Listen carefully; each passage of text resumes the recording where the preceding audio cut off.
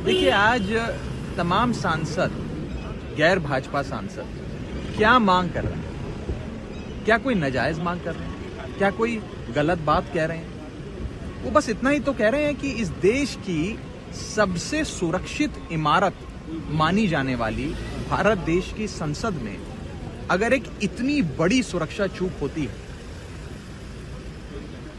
तो उस पर चर्चा हो, उस पर जांच एजेंसियां, माननीय गृह मंत्री जी, जो भी लोग सुरक्षा के लिए जिम्मेदारी जिनकी दायित्व बनता है, वो आकर सदन के भीतर अपना बयान दें और पूरे पार्लियामेंट को कॉन्फिडेंस मिले।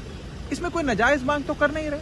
आप खुद सोचिए कि अगर कोई शख्स आज भाजपा के मेंबर ऑफ पार्लियामेंट के बतौर मेहमान उसके हस्ताक्षर से विजिटर पास बनवाकर दर्शक दीर्घा में पहुंचता है, अपने साथ गैस कैन, स्मोक कैन जैसे पदार्थ लेकर पहुंचता है, तो कल को वो कोई और भी औजार साथ लेकर आ सकता था, कोई पिस्तौल लेकर आ सकता था, पॉइजनस गैस बॉम्ब लेकर आ सकता था, पॉइजनस गैस कैन लेकर आ सकता था, कोई भी वस्तु ला सकता था, कोई अनफॉर्चुनेट इंसिडेंट हो सकता था, किसी को चोट पहुंच सकती थी, जान माल का नुकसान हो सकता था।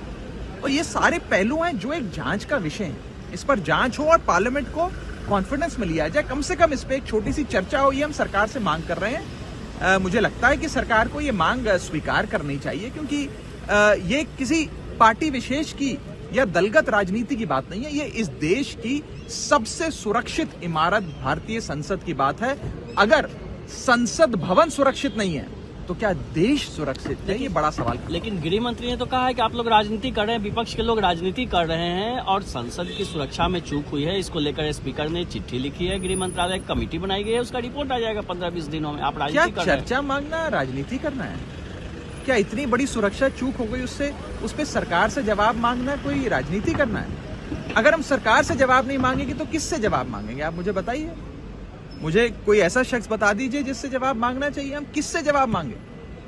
कोई एम्स के डॉक्टरों से जवाब मांगे, या कोई इंजीनियरिंग एसोसिएशन से जवाब मांगे, कोई चार्टर्ड अकाउंटेंट्स की समिति से जवाब मांगे, कोई स्पोर्ट्स खिलाड़ियों से जवाब मांगे? किससे जवाब मांगेंगे? हम सरकार से ही तो जवाब मांगेंगे। तो जब सरकार से हम जवाब मांग रहे हैं तो सरकार कह रही है आप राजनीति कर रहे हैं। अरे हम राजनीति नहीं कर रहे, हम जवाब जानना चाहते हैं कि कैसे ये सुरक्षा चूक हुई। हम सब जानते हैं, हम सब सांसद हैं कि कोई भी शख्स अगर आपका बतौर मेहमान किसी सांसद का सदन के भीतर आता है तो 3 बार सिक्योरिटी चेक होता है, 3 बार आपकी सिक्योरिटी चेकिंग और फ्रिस्किंग होती है। आपको साधारण सा बॉल पेन, मोबाइल फोन तो दूर, एक साधारण सा बॉल पेन तक दर्शक दीर्घा में ले जाना इजाजत नहीं होती ले जाने की।